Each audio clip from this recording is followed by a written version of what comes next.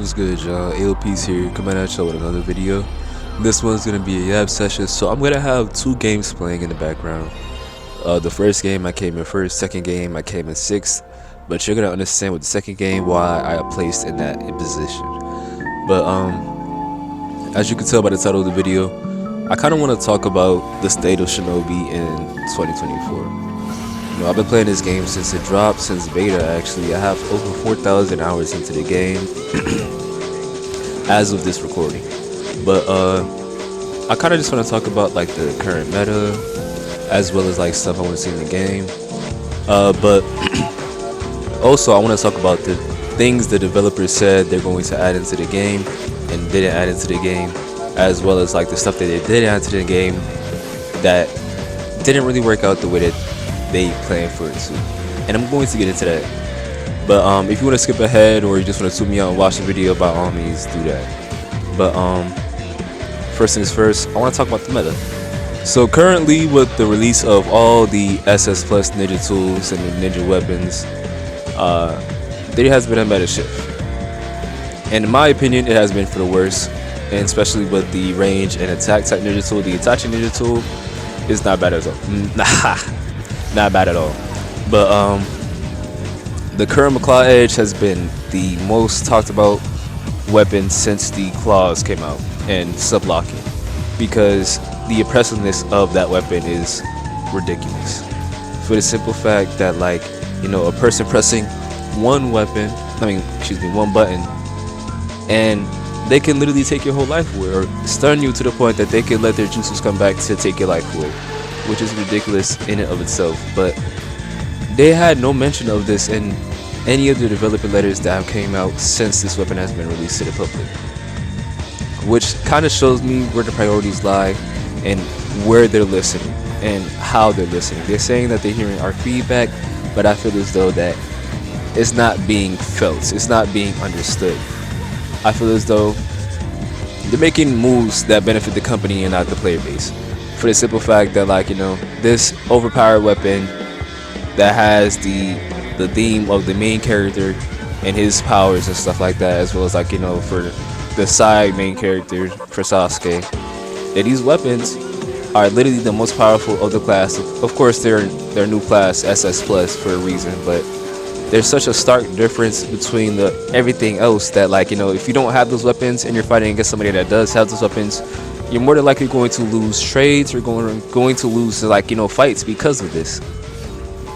I do want to apologize because, like, you know, thinking back about how I'm talking right now, I'm very much like raw, rugged, not much form to what I'm saying, but I really do hope you guys are following. But to say the least, wow. The weapon is just too powerful, bro, for no reason other than, like, to make money and make people want to buy the weapon in order to compete. And that's like an issue in and of itself, because I feel as though, and it's not just in this game, but like in all like competitive games, that people have this mindset of, oh, if you cannot beat them, join them, and it forces a decrease in creativity, because it's like you cannot play what you want because it's not viable enough to compete with people that are playing the best. You feel me? Are you picking up what I'm saying? So basically, right, I'm just kind of like, you know, peeved about how the meta is and how the mindset of the players are, because it's not going to get better if people don't, like, really get to the cause of the problems. Like, we're treating the symptoms but not the issue itself. Like, you know, if we keep on, like, oh, we can nerf the weapon, you know, the Kurama tool, but like they can add another weapon and can do the same exact thing, because they nerf claws, they nerf Asuma knuckle knives, which is cool and all, because, like, you know, it lets them keep that little gimmick. But, like, you know, coming out with this Kurama Edge just shows that, like, regardless of the weapon, the nerf, that if they keep on coming out with weapons that take advantage of stun times along with this sub-lock, you're going to have a gnarly tool on your hands. And then the spammableness and the stun capacity of the Sasuke tool is ridiculous in and of itself, plus the burn that they added on top of that before it got released to the public. It's like they knew what they were doing. I understand that they may want to be more lore accurate, but I feel as though that this in and of itself is gonna be like harmful to the game's balance and the game's health, because it's like if these players cannot get their hands on the weapons because it's a gambling to get it, you know, they're gonna have a frustrating time fighting against people that they cannot beat because they don't have that weapon. You can say like, oh, get good, get around the weapon, but like, you know, you can only get around the weapon by playing certain things that allow you to counteract that, bro. And like, and if you don't want to play that, then it's tough luck for you, bro. And that's not a healthy game.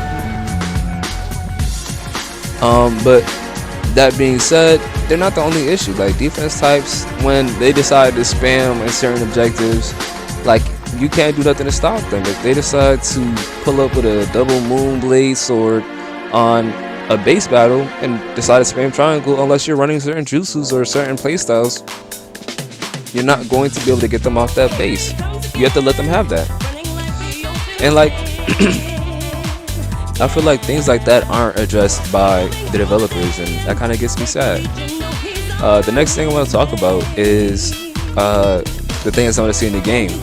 I want to see more maps. They have been doing a great job of adding maps. There's like a drought for like maybe 3 years since the game's release of no maps, and they started adding maps at every update, and I've been loving it. So I would like to say the maps that I would love to see, since we're like on a roll with all these maps. I would love to see, like, you know, a force to death map, like a shooting exams type of map. I would like to see more survival exercise maps, as well as, like, you know, possibly I would love to see you know, that dimension that Boruto took Jigen to fight. Kind of reminds me of like the Supreme Kai times, where like the sky was purple and like the grass was like a different color or something like that. Looks real beautiful.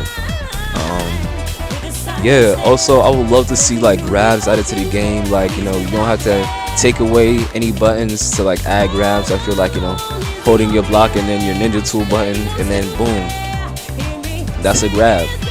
And I feel like they should be like on cooldown or something. I don't even want to get into that. I feel like in and of itself that could be another video. And then last but not least, the things that the developers said that they were going to add and never did, and the stuff that they did add that didn't work out. So basically, when they first started adding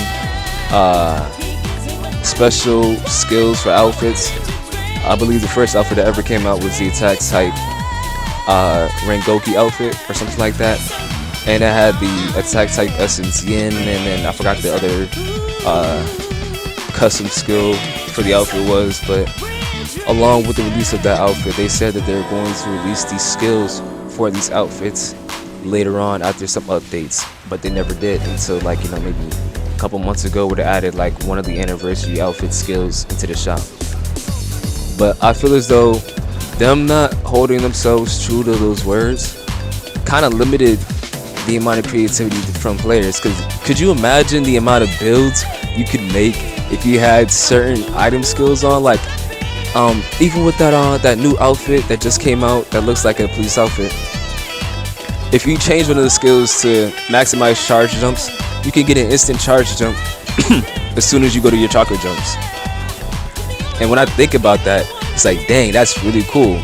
And like, it takes away from certain other abilities, but like, you know, maximizes in one other ability, and you see that and you feel that in the gameplay.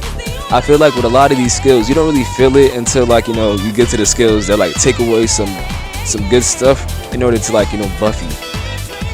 And I want to see more of that. And I feel like if you give all the SS outfit skills and put them into the Tencent shop, you'd really see some creativity burst forth into the community, and people will wear more different, like, versatile outfits. You will see more outfits. I feel like there's so much creativity being held behind monetary decisions, and I feel like that's going to kill this game in the long run, honestly.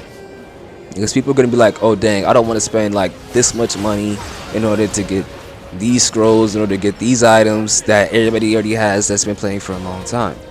If you want to really make this game like newcomer friendly, then you have to start making this game like, you know, just player friendly. And right now it's leading into a path of like pay to win, especially with these dogs. Like, the higher the rank, the better the dog performs, the faster they go. That doesn't make sense, because it's like, if you don't get the best of the best, you will not be doing the best of the best, and that is not good gameplay wise. I'll be saying all these things because it's like I really want the game to do its best, because this is my favorite game. I pour so much time into it for a reason. I do all these videos on this game for a reason. Like, I don't upload a lot, but like when I do upload, it's out of passion. Like, I don't care if anybody watches it or not. I just want to get this out there so, like, you know, I can share like what makes me like this game, or what makes me like whatever game that I upload. Another thing is that, like, you know, they said that they heard us talk about custom matchmaking and how bad we wanted it, you know, private matchmaking with our friends, and that they were working on it. Okay, bet. And that they're going to tell us about it in the next developer letter to keep us updated. Boom. 2 developer letters go by and we haven't heard anything. Mind you, I understand that development is hard and things take time and there's a lot of things to this process, but like Warframe, their developers are so open with all the things they're doing in the process. Like, I feel as though like development like that and being open and showing us what's going on will help keep us understanding and help letting us know that like there's stuff on the way and keeping us more patient. And last but not least, I wanted to talk about what they did to implement against hackers. You know, the little system that they had to report people at the end of the game. It's nice, it's really cool, but hackers have found a way around that by leaving games early before the match ends so people cannot report them. That being said, I don't know what the bans really is doing, because it may just take them away from, like, you know, being able to log into Shinobi on that account, but that doesn't like ban them from playing Shinobi on the console, because for the simple fact that hackers have laughed all the time but like, oh yeah, I'll be back a week later or something like that. Like, it really makes you wonder like what is really going on behind closed doors to really deal with the issue if these people are not concerned whatsoever about the consequences of their actions. So I hope that they find another way around that, but that's all I have time for. I hope you guys have a wonderful rest of your day. My name was AO Peace. Peace out.